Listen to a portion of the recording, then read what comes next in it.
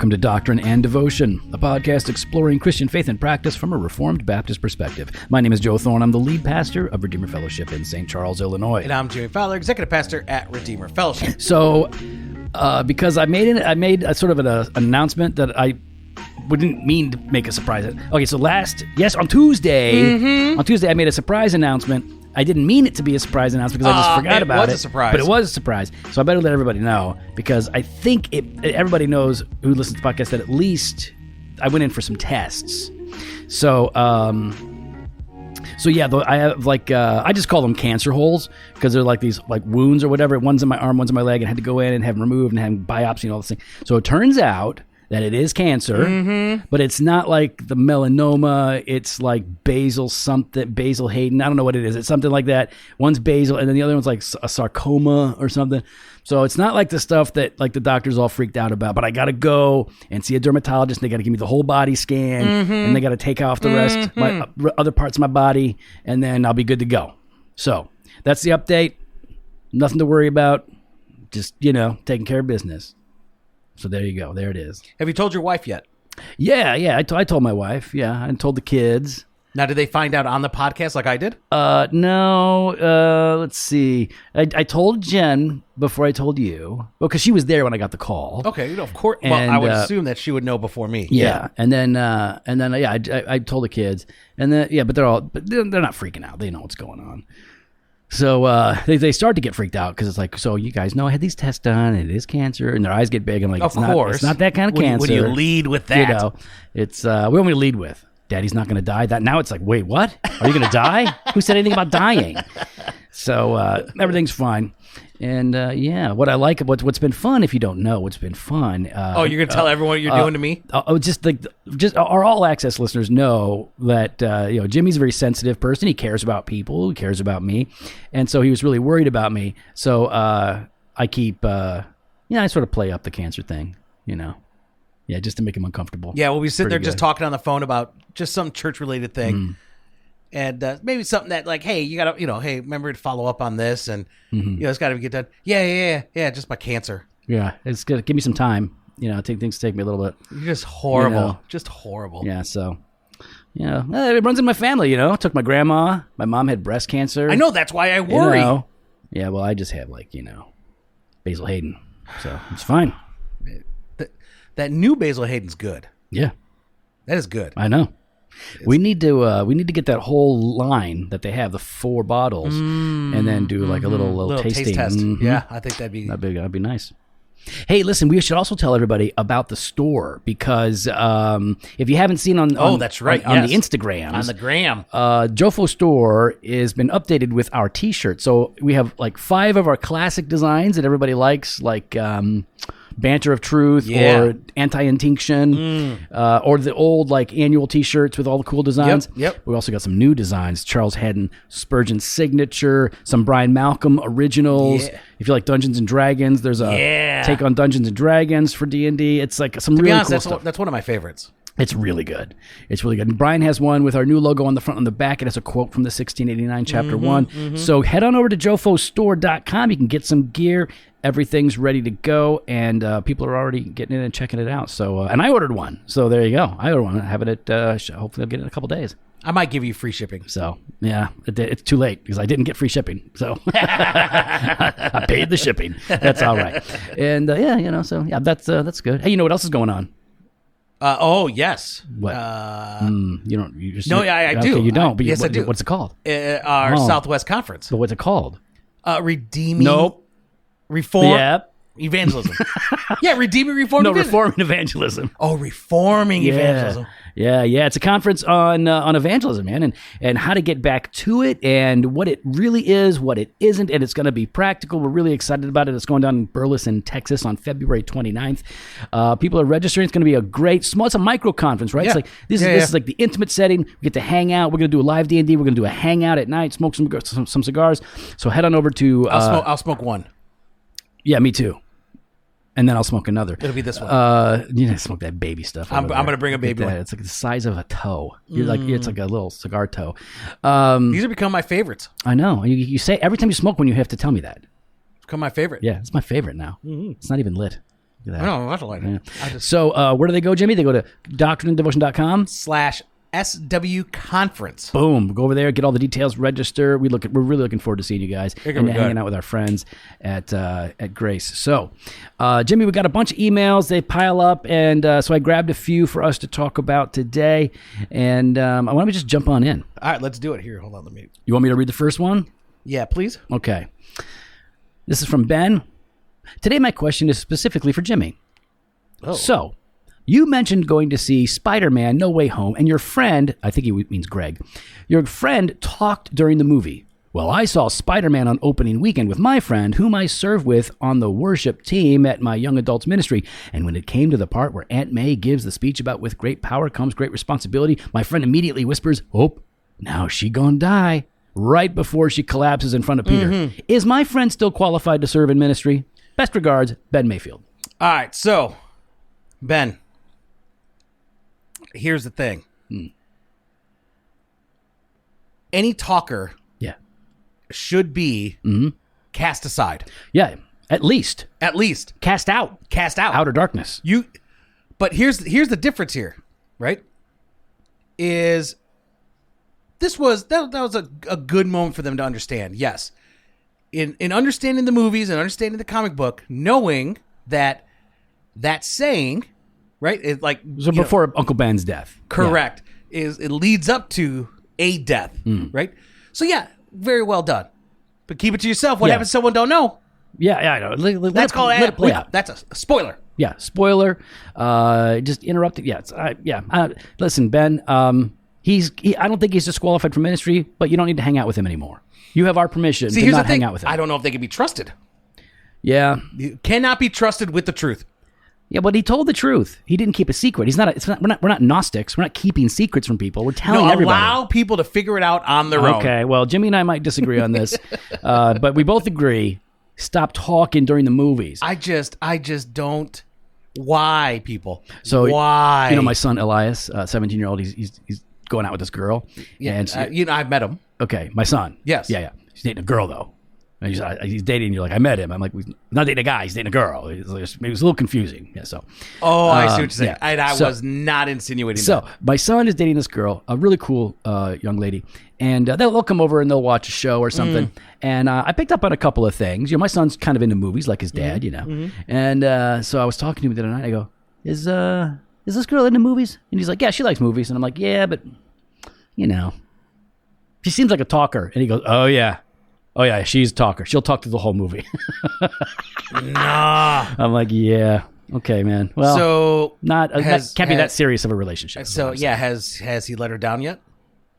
No, because I don't think there's necessarily a deep well of young ladies that he can draw from if he were to just cast aside this one.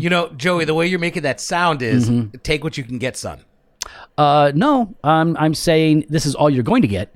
And, be careful. There's a difference between you and him. Like for you, I can understand that. It's like, I'm not dating. There was no my way. Wife. I know what I'm saying. There was no way you're going to get, anyone at the caliber of Jen.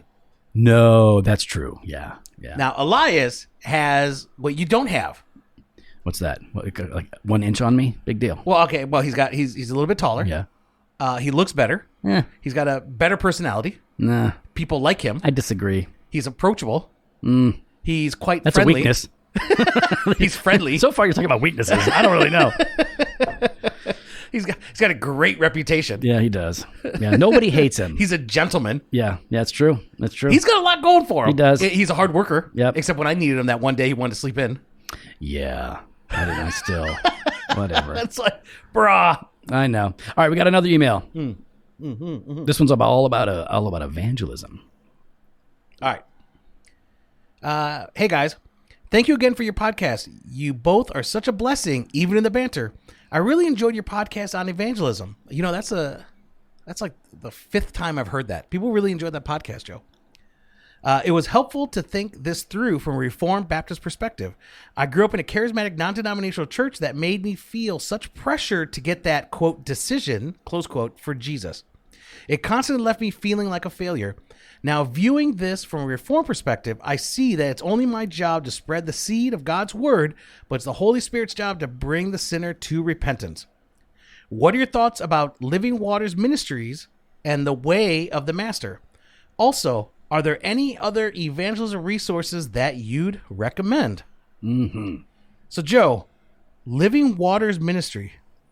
Yeah, so... I mean, I can gather what they're about by the name. Well, I'm not sure. I know Way of the Master, and I think they're connected. Okay. But so I'm going to look at Way. So Way of the. What do we think about Way of the Master? Are you familiar with Way of the Master? That's the Kirk Cameron thing. He was a part of it. At least he was for a while. I guess we should have asked Jen. It's Ray. Yeah, she would know. Way of the Master, and so Ray Comfort is an evangelist, and he goes out there. Okay. Oh, I know. Okay, Ray. Okay. And he does evangelism. He does it in a particular way. And so what's good about the Way of the Master and Ray Comfort's approach is he pushes hard on a law gospel contrast, right? So he talks to people about sin and God's law. He shows them that we are all lawbreakers and worthy of God's condemnation, that we deserve death and judgment. And so he focuses on that. Once they got that, then he moves to Jesus. So law gospel distinction, emphasis, very good. And he essentially seems to walk them through the Ten Commandments, and he says things like, have you ever told a lie? And then somebody will be like, yeah. And like, so what does that make you?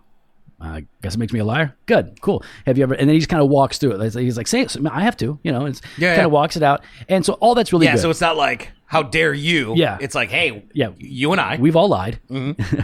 So law gospel. We've broken this law. Yeah. What I don't like about it is, first of all, there's no perfect approach out there that you can adopt. They all have strengths and weaknesses. Or hopefully, most of them have strengths, and they all have some weaknesses. What maybe I don't like about that is that it still comes off very cheesy. Like when I watch those videos that he's doing, it's very kind of showy and like sort of like gotcha. It doesn't seem like it's a serious conversation. It seems like it's more of like because it is an interview on the street. It's like an interview on the street style approach. And so now that just may be because the cameras are on. And that's what's going on. So that heavily scripted approach, I don't like. Oh, it's heavily scripted. Well, I mean, because it's always the same. He always does the same thing, and so it is clearly it's almost like a one approach fits all type situation. Yeah, and of course, it doesn't have to be that. No. But it oftentimes comes off that way, and people tend to do this. They see somebody doing it, and then they replicate it over and over and over again. So it can be a little repetitious. I wonder, like you said, it may be cheesy, and I've not seen it. I don't remember it actually. But I'm wondering if there's trying to kind of be disarming in the midst of it, right? I don't know. I mean, it could be. I don't get that as much. I mean, I think he's a nice guy. Rick Comfort's a good guy. And he goes, law unpacks it. It comes off like, that guy, oh man, I don't know his name. He's a skinny dude, and he has like a YouTube channel, and he does interviews, and he's like a talk show guy. And it's just I can't remember his name. You guys probably know what I'm talking about. I think he does the WUT or something. Anyways, some of these guys come off very much like a character. Was he on TV? The guy John Krasinski from The Office? Yeah, because he had like a podcast or YouTube show called Some Good News. Well, yeah, no, it's more like a formal television style show with cameras and everything. It's just, I don't know, there's an element of cheesiness to the whole thing, but that's not necessarily a part of it. You can use the principles and Way of the Master, and I think do a good job, because there's law gospel. It can also still lead into like pray the sinner's prayer and now you're good to go, though I haven't seen Ray do that. So but my bottom line is two things here in light of this email. One is learn from some really good, or at least learn from the better examples that are out there. Way of the Master, you might consider that one of the better ones. 2 Ways to Live is another good one. It's a tract, and it's an approach that you can check out. I think that one comes from Australia or something. But two Ways to Live is good. But the main thing is learn what you can from other people's approaches, because at least these people are trying, they're doing it, they're getting out there. So I have no hate for people that are out there evangelizing. Even if I don't like the way they're doing it, at least they're doing it. Yeah, and I love that you point that out, right? Because it's very easy for any of us to take a look at somebody's approach and pick out all the flaws. Especially for us Calvinists, we tend to notice. We're flaws. very, very good at like really distinguishing. Oh, here's the flaw, and let's throw everything out. Yeah, the flaw is all. Yeah, and so pick it out then. What is good about that approach? And like Joe said, just getting out there. Yeah, that is a huge step that. Even, I would say a lot of Reformed Baptists that should know better, like, you know what I mean? A lot of Reformed Baptists that, maybe have they think they have a better understanding of what should happen, but don't do. Yeah, and that's most Christians, but again, we tend to address Calvinists more than anybody else because that's our group, and we should be the most evangelistic because we believe that God is sovereign and converts sinners, and all we have to do is preach the word, so why don't we get out there and do it? Let's see, you also said, is there anything else out there? Yeah, I guess that's about it, but yeah, just do it. Just get out there and do it. That's what we're pushing ourselves to do more these days. Jimmy and I, it's what we're pushing the church to do. We also got an email about deacons from this guy, Cameron. He said, hey guys, I'm a deacon in my church. You guys talk a lot about elders, but I'd love to hear about deacons in your church. Thanks so much and love the podcast. All right, so very good question and really good point. We haven't talked very much about deacons, and we should be talking more about deacons. Yeah. And the reality is, the reason we probably haven't spoken much about deacons is because we haven't put enough of an emphasis on deacons in our own church. And that largely falls on me because that's more of my area of leadership development and all of that. We have wonderful deacons. We have 10 people, I guess 9, I think. I think I included myself in that number, but we have a great group of men and women serving as deacons/deaconesses, and they're godly. They're doing great work. And there are different approaches. So when we talk about deacons, we are assuming a distinction between deacons and elders, and that every church should have a plurality of both, right? So some churches have one pastor, and then a bunch of deacons, and the deacons tend to function like elders or a hybrid between deacons and elders. Yeah, we're not looking the at weird it like hybrid, right? Yeah, yeah. It's you need both because there's a lot to get done, and they wind up doing some different things. And so I mean, at the risk of really just being generalized here, right? When we're talking about elders, we're talking about those that are called to shepherd the church, right? There's oversight and care for the shepherding ministry and the preaching ministry, ministry of the word and prayer, right? For the church itself, right? Now, the deacons assist in that by serving, right? They serve God's people in tangible ways. Yeah, practical ways. Ways, but they're also then in that they're assisting the elders. Yeah. In part of that shepherding work, maybe not at the pastoral level, but at the practical level. Yeah. We see that how deacons emerge in the book of Acts, and you can see as the church grows and develops and issues and problems and needs arise, there becomes a need like, wow, we need to appoint people for this particular service. Yes. So this year we're actually working hard to invest more in our deacons and deaconesses to highlight them so the church knows who they are, what they're doing. We really want to leverage the deacons and their gifts to be as useful as they want and as useful as possible. And so the way that we tend to look at it in general is to say that deacons, each deacon, deaconess have a particular areas of interest, ministries that they are heading up. They're recruiting people to help serve on those teams. And this includes everything from, audiovisual to mercy ministries, to communion, the sacraments and setting up that kind of stuff. There's a bunch of area, prison ministry. There's a bunch of areas that deacons tend to get plugged into. And those needs are really determined by the particular congregation. Some are sort of universal, but then others might be unique to your particular church. Yeah. So we put them in, and what I would say is, you want us to talk about deacons? I would just say this: for a church to be healthy and for the people to be well cared for, you need elders and deacons all functioning well. And understanding the distinction. The church needs to know the distinction, and elders and deacons. Because elders, listen, it's not just, I know some people think like deacons are trying to act like elders. Nah, I think in a healthy church, that won't happen. Of course, it can always happen, but it just as often, elders will wind up doing deacon stuff. And they want to micromanage and control everything, and it's like, so that problem can go either way. Or if the elders are not functioning properly, deacons will see a void and try to fill it. They'll step in, sure. So you got to have both. You want to understand both, and you want to invest in both. And so that's something that we're actually we're paying attention to. And I actually just this week sent out an email explaining the schedule, the meetings that we're going to have. I'm going to be offering some teaching. We're going to be doing some collaboration and some praying together and problem solving. So I'm really excited about this year because we are reinvesting in these people that are called to serve the church in very important ways. So if you only have one, if you only have deacons or if you only have elders, you're not going to be able to do all the things God wants you to do. And we're going to come back to deacons because since we're working on it here at Redeemer, the stuff that we're talking about at church. It'll be stuff, especially on Banter of Truth. I mean, that's just a really good time for us to kind of process those things out loud, right? As we're working it through.